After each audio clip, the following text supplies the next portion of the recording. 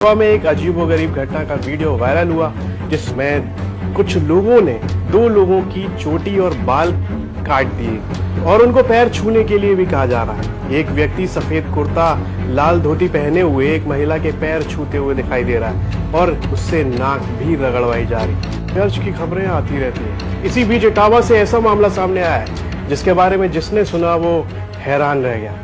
भागवत कथा वाचक और सहायक आचार्य की चोटी और बाल काट दिए गए, फिर उनसे पैर छुआए गए और नाक रगड़वाई गई और इन सभी घटनाओं का वीडियो सोशल मीडिया पर वायरल हुआ है। पीड़ितों का आरोप है कि यादव जाति की होने की वजह से ब्राह्मण जाति के लोगों ने उनके साथ में ये अमानवीय व्यवहार किया।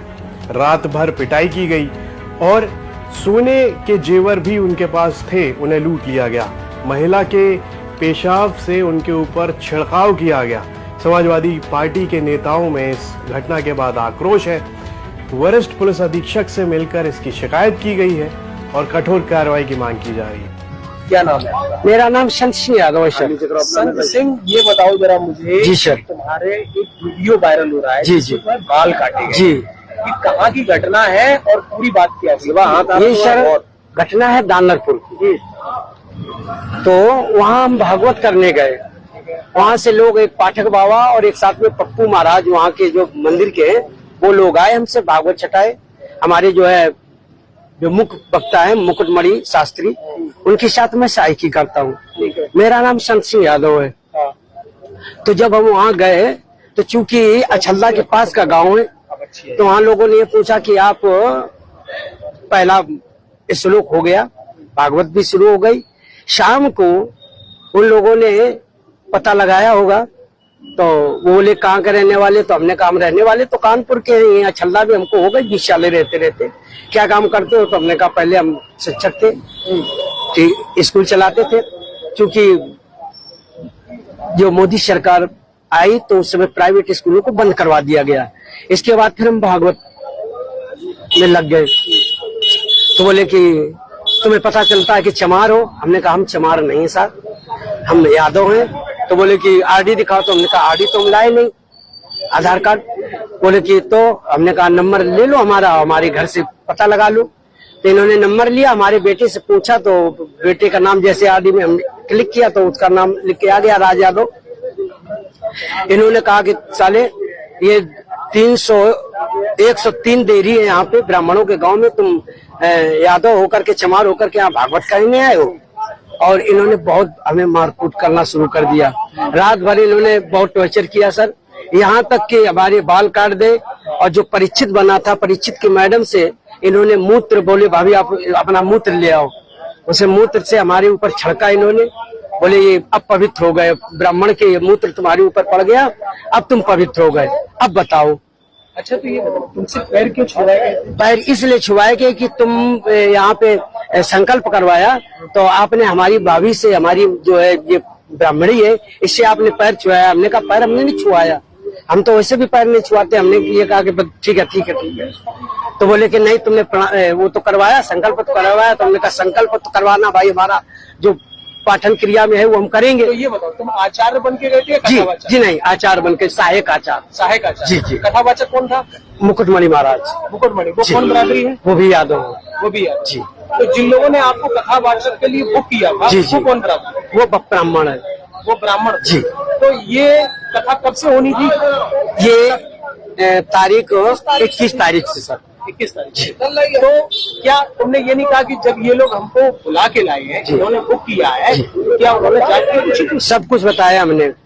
तो बोले कि ये लेके आए, लेकिन तुम्हारी हिम्मत कैसे पड़ गई कि ब्राह्मणों के गांव में आए? ब्राह्मणों के गांव में तुम गद्दी पे बैठे हो और मतलब अहिर होकर के, और तुम्हें तो चमार लोग बता रहे हैं। तुमने कहा सर चमार हम नहीं, हम यादव हैं। अरे साहब आ गए, साहब आ गए, इसके बाद अभी बात करेंगे सर।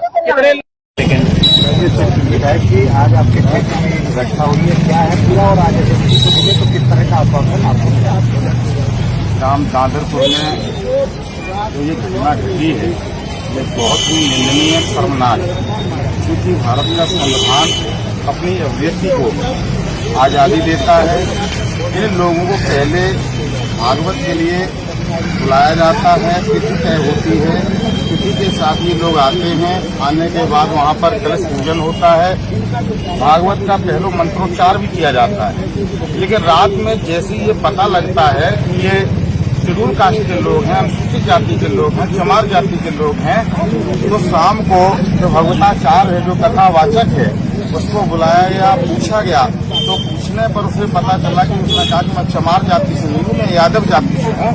जैसे ही यह पता लगा कि ये यादव जाति से है, तो गांव के जो लोग परीक्षक थे, परीक्षक के साथ साथ जो उनके जातीय बंधु थे, उन्होंने इनको बुलाया और ये कहा कि तुम्हारी हैसियत कैसे हो गई कि इस गांव में 130 गहरी ब्राह्मण की है, आप किस तरीके से व्यास गद्दी पे बैठे।